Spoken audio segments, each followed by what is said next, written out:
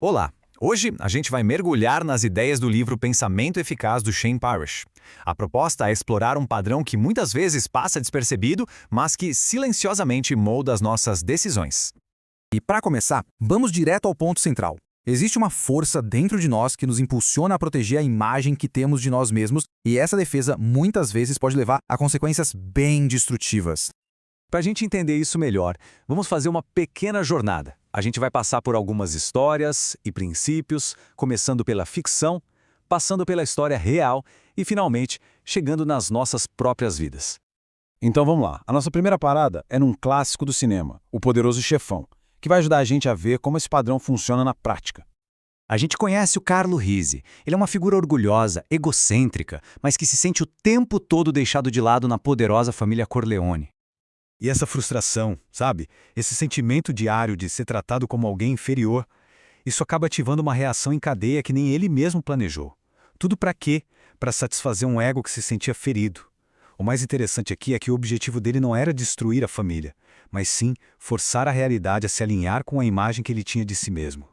E é a partir dessa necessidade de proteger a autoimagem que o ego cria uma ilusão bem perigosa. Ele nos faz confundir duas coisas que parecem iguais, mas são fundamentalmente diferentes.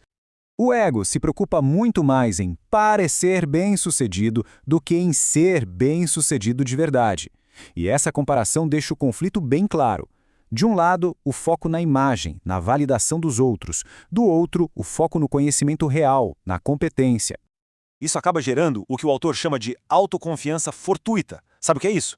É aquela confiança que aparece do nada, com base num conhecimento superficial e que transforma um pinguinho de informação numa arrogância enorme.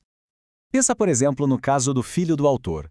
Ele achou que usar um tradutor online para fazer o dever de francês era uma ideia genial, uma solução inteligente, mas, na hora da verdade, a falta de conhecimento real ficou explícita, e o resultado foi um 0.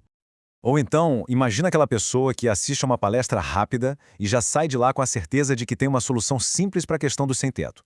Um problema que, a gente sabe, verdadeiros especialistas consideram extremamente complexo. É a armadilha perfeita do conhecimento raso. Mas esse padrão não se limita a pequenos erros, não. Ele pode escalar a um ponto de levar a traição históricas. Vamos dar uma olhada no exemplo de altíssimo risco de Benedict Arnold. O livro nos lança uma pergunta fundamental. Que força poderia ser tão poderosa a ponto de fazer um general condecorado trair o próprio país? E a resposta é a mesma do Carlo Rizzi, lá do começo. Anos e anos de ressentimento acumulado. A queda de Arnold não aconteceu na noite por dia. Foi um processo lento. Ele era um oficial extremamente talentoso, mas que foi sendo consumido pela inveja, por esse desejo de status, pela sensação de que não recebia o respeito que achava que merecia. E foi isso que o levou por um caminho de dívidas, de ressentimento e, no final das contas, de traição. Ok, a gente viu um exemplo histórico, grandioso, mas agora vamos trazer essa conversa para mais perto, para o nosso cotidiano, para entender como esse mesmo padrão opera dentro de cada um de nós. E aqui está uma distinção que é, olha, crucial. O nosso desejo de sentir que estamos certos muitas vezes é maior do que o nosso desejo de estar certos de fato. Para o ego, a verdade não importa tanto quanto a sensação de estar certo. O autor até conta uma história pessoal da sua juventude. Era sobre um cliente que ele apelidou de Senhor Rolex, um homem que claramente media o próprio valor e o dos outros por dinheiro e status. Depois de ter sido demitido por causa dessa situação, o autor percebeu algo muito profundo.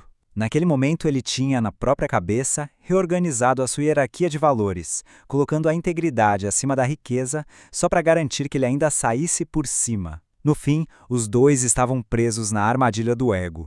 Então, a pergunta que fica é, como a gente pode reconhecer quando o ego está assumindo o controle? O livro oferece um guia bem claro para a gente fazer essa autoavaliação.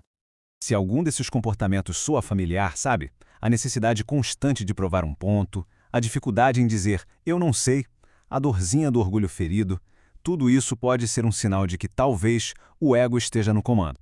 E a gente termina com essa reflexão. O objetivo não é eliminar o ego, mas sim reconhecer a influência dele.